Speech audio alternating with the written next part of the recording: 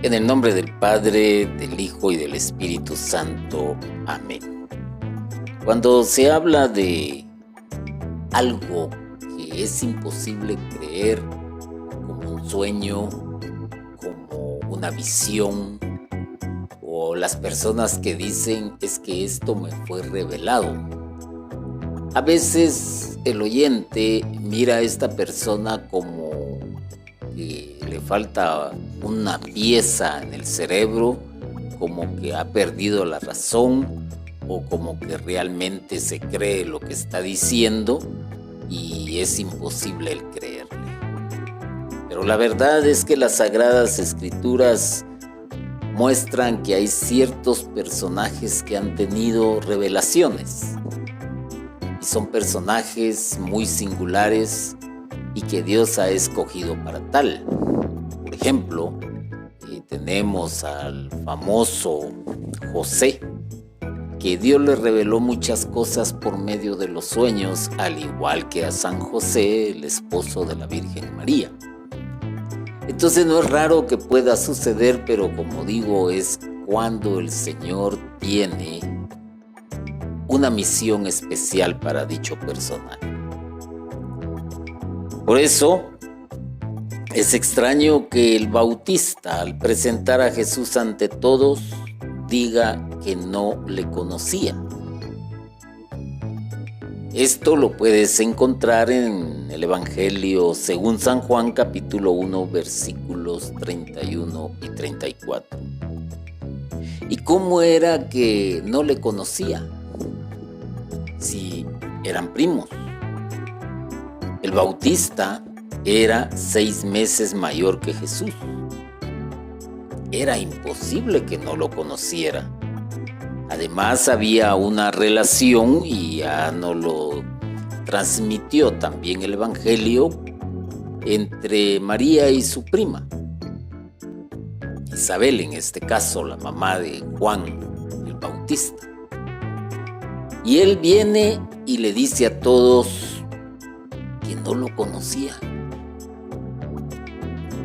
Pero hay algo más profundo en esto.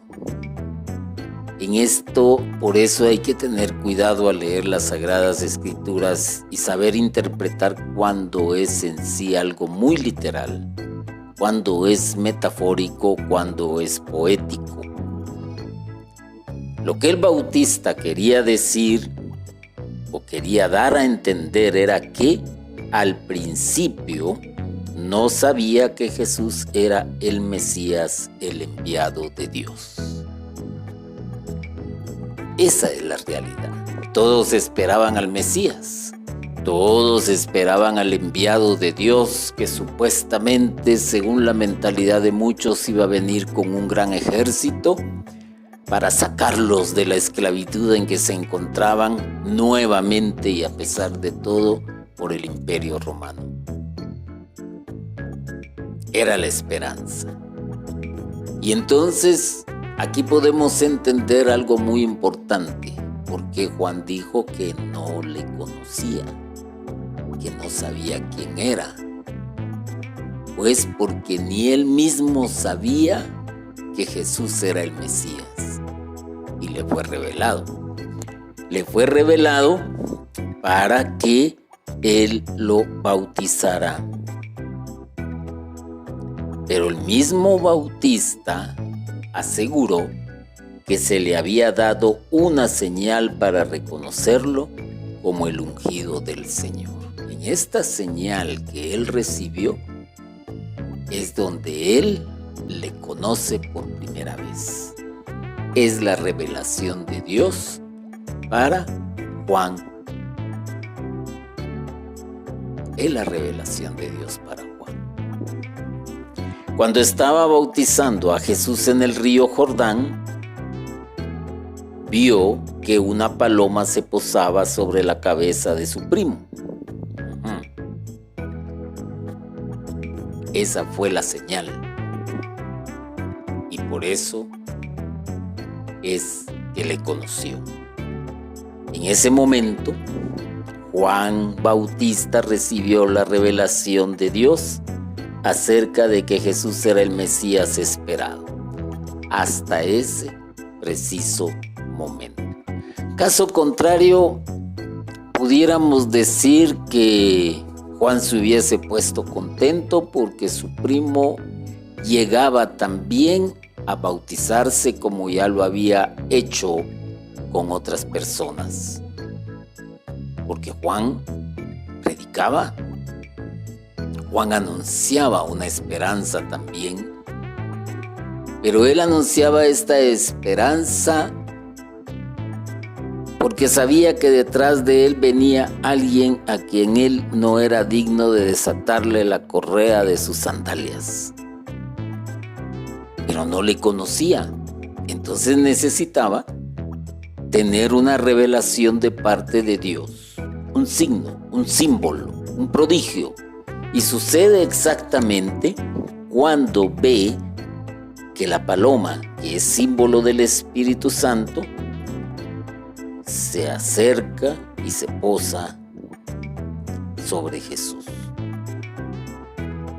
Por eso presentó a Jesús como el que bautiza con el Espíritu Santo. Mira cómo está esto, pues. Lo presenta de una manera mística, de una manera espiritual, más allá del entendimiento, más allá de la comprensión de las personas y de un pueblo que estaba siendo agobiado por la situación política, por la situación económica, por la situación social. Así que basándose en esta revelación, Juan Bautista no dudó en afirmar que Jesús era el Cordero de Dios que quita el pecado del mundo. Lo entendió. Le dio paso a la fe. Dejó la razón por un lado. No se puso a cuestionar, pero si este es mi primo. No se puso a cuestionarlo. No lo hizo. Y podríamos como deducir también de que probablemente María no le contó a su prima Isabel tal vez cómo fue el encuentro que tuvo con el ángel del Señor, porque si no, Juan pues lo hubiera conocido desde ese mismo momento. Pero no, se revela hasta el momento del bautizo. Hay que prestarle atención a esto porque es de suma importancia al decir que Jesús es el Cordero que quita el pecado del mundo. Se está indicando que solo Jesús puede perdonar el pecado. Ahí está. Y el Bautista no habla de pecados del mundo, sino del pecado del mundo.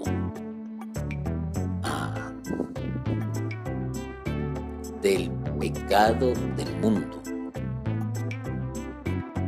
Por eso es que dijo que quita el pecado del mundo. No habla de pecados, el pecado del mundo. Todos los pecados del mundo forman un todo que se define como el pecado del mundo. Hay que profundizar más en este pasaje bíblico y claro, se tiene que echar mano de la historia de la salvación, se tiene que tener conocimiento en teología, que para ponernos a explicarlo aquí sería demasiado amplio y nos llevaría bastante tiempo. Pero basta con reconocer que el Bautista no habla de pecados, habla de pecado, como unificando todos los pecados del mundo en un solo pecado. Y quiere decir con esto que es Jesús quien viene a quitar todo el pecado existente en el mundo. El pecado es lo más terrible para una persona. Difícil decir que es un pecado, es difícil. Lo más indicado para saber qué es pensar que con el pecado repetimos nosotros la pasión de Cristo.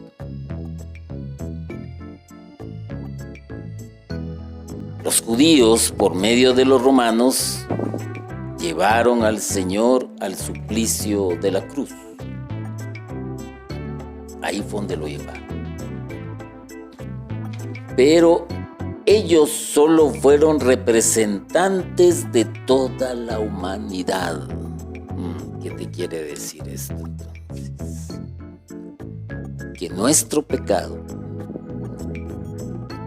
llevó a Jesús a la cruz como humano y que era necesario que Él pasara por este sufrimiento, por ese suplicio, para quitar el pecado del mundo, perdonar a la humanidad de todas las transgresiones. Y cuando nosotros enumeramos todos los pecados, podemos sacar un gran listado. Hay unos pecados que son muy conocidos y que saltan a la vista, porque se le nota a la persona lo que es. Sabemos que se ha alejado de Dios, sabemos que su actuar, su proceder va en contra de lo que Dios quiere, y el mundo la humanidad es muy sofisticada para disfrazar muy bien los pecados, pero la iglesia nos ha enseñado que hay pecados de pensamiento. Esos no los ves. Puede ser una persona muy elegante, muy pulcra, con una conducta moral intachable, una conducta social indiscutible, pero sus pensamientos, ahí tiene sus pecados. Y esos pecados también el Señor, con su sacrificio en la cruz, los hace desaparecer. Hay pecados de omisión, aquellos que inconscientemente cometemos por quizás el afán diario, quizás porque simplemente se nos olvidó el hacer el bien, por las mismas problemáticas en que nos movemos continuamente en este diario vivir, y como dije anteriormente, sociales, económicos, políticos. Hoy en día el mundo está de esa manera bastante convulsionada, y ahora hay grupos que quieren hacer valer el pecado como algo aceptable, y poco a poco se van imponiendo por cuestiones de conveniencia para los políticos, porque también muchos habrán recibido una buena tajada para poder aprobar leyes que van en contra de la misma naturaleza, en contra de la misma naturaleza del ser humano también. A esto vino Jesús. Pero no es una cuestión mágica, no es una cuestión que ya, ahí está Jesús, yo creo en Jesús, Él es el Hijo de Dios y ya te quedaron perdonados los pecados. No, no es así. Fíjate que todos colaboramos en la pasión de Jesús con nuestros pecados, porque la misma Sagrada Escritura dice: y cargó con todas las miserias del ser humano. Ciertamente, Él está sentado a la diestra de Dios Padre Todopoderoso. Ciertamente estamos esperando la segunda venida, la parucía. Para muchos, pues ya se está volviendo algo como muy lejano o como algo inexistente. Pero para otros es una esperanza. Y esto me recuerda el momento aquel en la historia en que el pueblo de Israel esperaba a un Salvador con ansias. Y fueron muchísimos años los que estuvo bajo el dominio de sus esclavizadores. ¿Cuántos no murieron con esa esperanza? ¿Cuántos no desistieron de creer hasta que aparece en el momento justo y en el tiempo de Dios Moisés como el Salvador de este pueblo de Israel? Lo mismo está sucediendo hoy en día después de 2000 años. 2000 años, donde los avances del ser humano tecnológicamente han sido veloces. Capaz de poner el pie en la luna, capaz de enviar robots a otros planetas, capaz de lograr un medio de transporte rápido, capaz de tener una comunicación en cualquier parte del mundo casi que a la velocidad de la luz. Paremos de contar. Es increíble. Y donde hemos visto cambios generacionales, modas van, modas vienen. Pero se ha ido perdiendo la moral. Y por eso podríamos decir, aunque esto no suene como una cuestión propiamente en el tiempo en que se está mencionando, al decir un presente, cada uno aportamos espinas, lanzas, insultos, torturas. No suena lógico. No suena lógico. Pero lamentablemente, si nos remontamos, ¿qué es el ser humano? Es hecho a imagen y semejanza de Dios. ¿Y en quién debemos de pensar antes de hacer daño? En el mismo ser humano, porque es imagen y semejanza de Dios. Entonces, cuando actuamos de una manera insolente, despreciable, estamos actuando en contra de Dios mismo. Y por eso podríamos decir de manera presente que seguimos colaborando en la pasión de Jesús con nuestros pecados.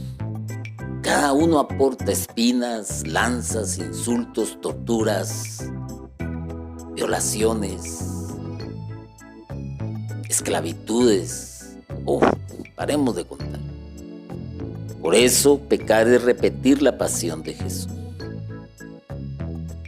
Quizás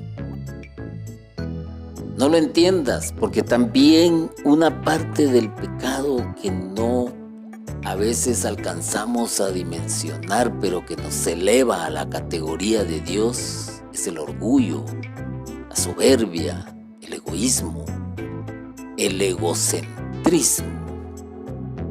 Pensar que soy sobre quien gira todo el universo. Pensar que mi palabra es toda poderosa en el núcleo en que me desenvuelvo por el poder que se me ha dado o por el cual se me ha investido. Tenemos gerentes, tenemos líderes, tenemos coordinadores, tenemos sacerdotes, tenemos laicos que han escalado alguna, digámosle, no es escalar, sino que se les ha dado una responsabilidad para dirigir una comunidad, un ministerio, una asociación religiosa X, qué sé yo. Pero cuando empieza a probar las mieles del poder, vuelve su corazón como una coraza, donde le importa es saber que Él es el dueño de, que es el que tiene el poder de, y ese pecado es el que más daña a la humanidad. Y entonces, ¿por qué estoy diciendo esto? Porque ese tipo de pecado también es una tortura, porque ese tipo de pecado es un insulto hacia los demás, porque ese tipo de pecado es como lanzarle lanzas continuamente, porque ese tipo de pecado es como darle y clavarle una corona de espinas a aquellos a quienes les estamos haciendo daño. La pasión fue obra del pecado de la humanidad. No hay de otro. Y alguien que presentó la pasión de una manera hasta cierto punto insolente, pero que no dejó de mostrar una realidad de ese tiempo, es la película La Pasión de Mel Gibson. Cruda, despiadada, donde el mal juega un papel muy importante y donde el bien es sometido a toda clase de torturas, donde el amor es coronado con espinas, donde se muestra la realidad del ser humano, cómo fue capaz de coronar con espinas, de insultar, de torturar al Hijo de Dios. La humanidad muestra a veces, a cada instante y a cada momento, que está dominado por el pecado.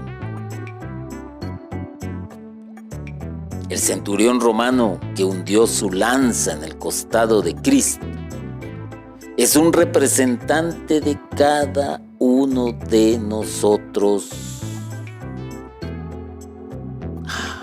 Tú puedes decir, no, yo no hago eso. Yo soy incapaz de torturar, soy incapaz de violentar, soy incapaz de pecar. ¿Qué dice la palabra de Dios? Por cuanto todos hemos pecado. Y también dice, todos somos pecadores. Y la iglesia también nos lo dice en la misa dominical, por cuanto pecamos de pensamiento, palabra, obra y omisión. Hay que tener cuidado.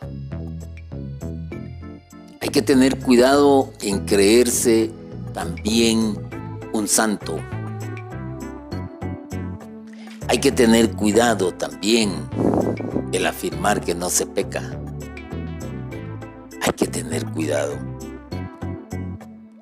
Lo que sí hay que hacer es no soltarse de la mano de Dios, de la mano del Hijo, de la mano del Espíritu Santo.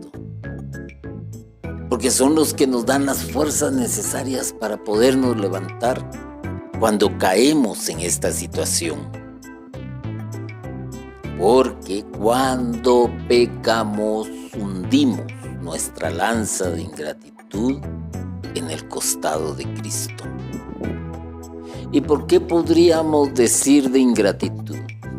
Bueno, porque no estamos valorando y apreciando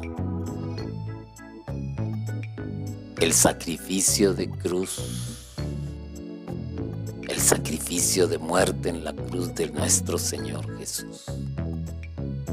Es como estar escupiéndole al rostro. Es como decirle, tú tomaste esa responsabilidad y yo nada que ver. Porque el egoísmo es así, porque la indiferencia así actúa. Generalmente, las iglesias católicas o templos, más bien dicho en este caso, al entrar nos queda al frente el altar, y en el altar generalmente hay un Cristo en la cruz, crucificado. Si nos detuviésemos tan solo por un momento a meditar en ese sacrificio, quizás nuestra conversión caminaría más veloz. Quizás. Pero hay que reflexionar sobre el papel que jugó Jesús en este caso. Y que la revelación le vino a Juan el Bautista, quien no lo conocía. Y eso mismo te puede estar pasando a ti o a mí. Hemos visto a Jesús, mas no le hemos conocido. Hace la diferencia y nos tiene que ser revelado por la acción del Espíritu Santo.